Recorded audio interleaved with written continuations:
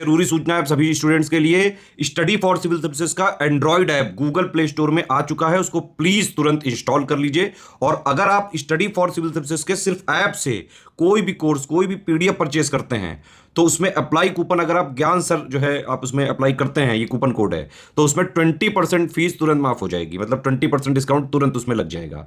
नमस्कार दोस्तों, आज देश बहुत ही दुर्भाग्यपूर्ण स्थिति से गुजर रहा है। देश में आप देख रहे हो, एक तो पहली चीज, अभी तक आप जो घोटाले सुनते ही आते थे, कोल घोटाला, स्पेक्ट्रम घोटाला, राफेल घोटाला, और कोई भी भर्ती आप देखते हो सुचितापूर्ण ढंग से नहीं हो पाती है। जहां एक तरफ बच्चे बेचारे रोडों पे आंदोलन करते हैं कि परीक्षा पारदर्शी तरीके से हो जाए, एक शिफ्ट में ही करा लो, वहीं दूसरी तरफ आपको देखने को मिलेगा कि जो आरओ की परीक्षाएं हैं उसमें गड़बड़, जो अच्छी लेवल की परीक्षाएं सचिवालय में अधिकारी होते हैं।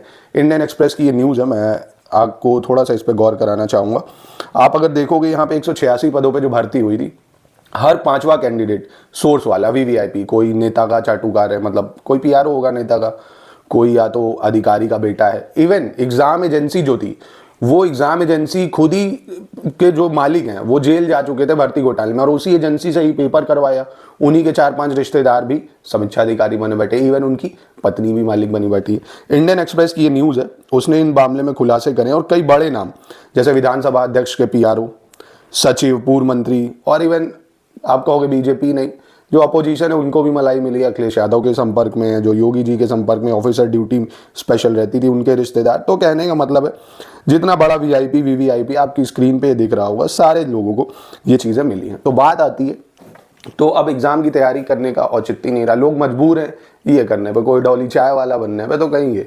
तो लोगों को एक तरह मजबूर किया जा रहा है कि पढ़ाई लिखाई छोड़ दें और कहीं और अपना करियर देखें, क्योंकि ये जो नेता लोग हैं या कुछ जो बड़े अधिकारी लोग हैं, वो जो ब्रिटिशर्स में एक क्लर्जी सिस्टम चलता था, नोबल सिस्टम, वही कि कुछ गिने चुने लोग ही इनके जो दायरे में है वही आएंगे। जैसे अंग्रेज करते थे भाई, अंग्रेज भारत में थे तो वही उन्हीं के अधिकारी, उन्हीं का प्रशासन होता था। अब इनका भी वही, अधिकारी भी इनके, नेता भी इनके। तो फिर बात आती है यार, जनता को राजा क्यों कहा जाता है डेमोक्रेसी में? नाम का राजा, राजा राज करेगा, प्रजा बिल्कुल वही जो आप सोच रहे हो।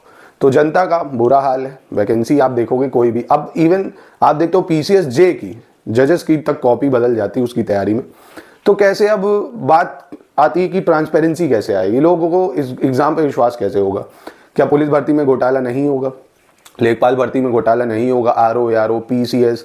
तो अब इतना ज़्यादा मतलब चीज़ें ट्रांसपेरेंट है ही नहीं, हर जगह घोटाला, हर जगह कुछ गिने चुने लोगों के अधिकारी। कहते हैं ना, अगर आपका सोर्स लखनऊ तक है प्रदेश में, देश में आपका सोर्स दिल्ली तक है, तो सारे काम होते हैं, है ना। कितने बड़े बड़े स्कैम होते हैं आप देखते हो। तो नेताओं से लिंक है आपका, सब हो जाएगा। उधर कुछ लोग बनते चले जा रहे हैं, नेताओं को देखो जो संपत्ति कुछ गिने चुने सालों में इतनी 10 गुना करते जा रहे हैं, पर जनता वहीं की वही है। इवन जनता की एक डिमांड रहती है पेपर हो जाए, तो वो भी नहीं होता है। आप बताइए, ऐसे स्थिति में लोगों पे कैसे भरोसा आएगा? आरओ का पेपर बताइए, उसमें तक घोटाला होने लग गया है। दूसरी चीज़, अब कुछ बच्चे होते हैं, चलो लड़कियों का क्या है, वो सोच लेते हैं कि नहीं हुआ तो शादी कर लेंगे, शादी तो हो ही जाएगी। लड़के सोचते हैं यार नहीं हुआ तो शादी कौन करेगा, है ना। बड़ी दुविधा है, इस दर्द को कोई समझने वाला नहीं है। दो ही पिलर है, देखिए हमारी डेमोक्रेसी में अगर दो लोग चालें, जैसे कोर्ट और मीडिया, तो कोई कुछ नहीं कर सकता है। किसी भी तरह से धांधलेबाजी, भ्रष्टाचार, ऑटोक्रेसी हो ही नहीं सकती। पर मेन चीज़ ये है, इनको क्या, मैं कोर्ट को इस बारे में तो कुछ नहीं कहना चाहूँगा, पर मीडिया भारत की वो थोड़ा अच्छी स्थिति में नहीं है। एक ही चीज़, आप कोई न्यूज़ चैनल खोलोगे वही चीज़, फालतू के मुद्दे चल रहे, बटेंगे कटेंगे, ये वो दुनियादारी।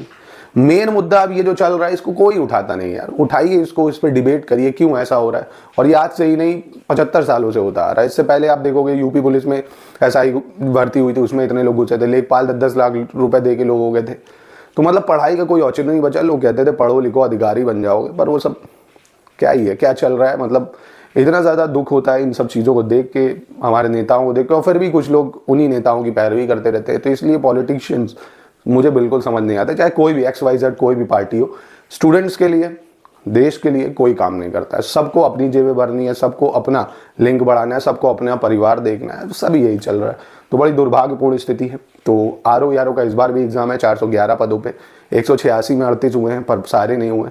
तो आप भी दोस्तों अगर अटेम्प्ट कर ही रहे हैं तो पूरी पुरजोर तैयारी करिए। कभी तो चीज़ें बदलेंगी, कभी तो वक्त बदलेगा, तैयारी करते रहिए। एग्जाम आपको पता है आरओ का कुंभ के बाद ही होगा। मेंस पे लगी अपने, मेंस की आंसर राइटिंग को अच्छे से प्रैक्टिस करिए, और जो दुनिया करे वो आप मत करिए, आप किसी के साथ गलत मत करिए, आप अपना मन साफ रखिए, तो विकास आपका कहीं ना कहीं ऊपर वाले ने ज़रूर सोचा होगा, तो कुछ तो अच्छा होगा ही अगर ये गलत हो रहा है, मतलब ईश्वर कुछ तो अच्छा देखता ही है। आज ऐसी स्थिति हमेशा नहीं रहेगी, तो आप लगातार लगे रहिए, आप हमसे जुड़ के स्टडी फॉर सिविल सर्विसेज से जुड़ के प्री मेंस आरओ यारो की कंप्लीट प्रिपरेशन, पूरा स्टडी मटेरियल वन लाइनर से लेके जो भी आपको फैक्ट्स जरूरी होते हैं प्री के वो सारे मिलेंगे, हिस्ट्री, ज्योग्राफी, पॉलिटी, सारा बजट का data, important MCQ, current affairs, सारा सपोर्ट दिया जाएगा। प्रैक्टिस के लिए आपको टेस्ट कराए जाएंगे और डेली प्रैक्टिस के लिए आपको क्विज की भी प्रैक्टिस कराई जाएगी। तो अगर आप ज्वाइन करना चाहते हैं तो आरओ यारो का हमारा पेड ग्रुप आप ज्वाइन कर सकते हैं दोस्तों।